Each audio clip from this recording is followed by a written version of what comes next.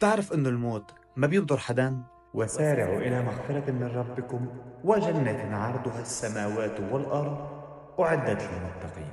في رسالة من القرآن لك اليوم أن سارع، لأن الموت لا ينتظر. فقد يقول الإنسان: غدا أتوب، وغدا أتبع نظاما غذائيا، وغدا أضع جدولا للقراءة، وغدا أستغفر، وغدا أتصدق، وغدا وغدا وغدا، ويأتي الغد ولا ننفذ شيء مما نويناه.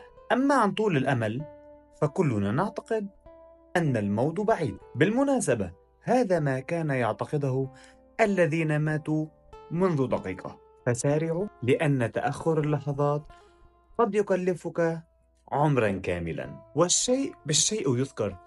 يقول الصنابحي: خرجنا من اليمن مهاجرين نريد الرسول صلى الله عليه وسلم، فلما وصلنا المدينة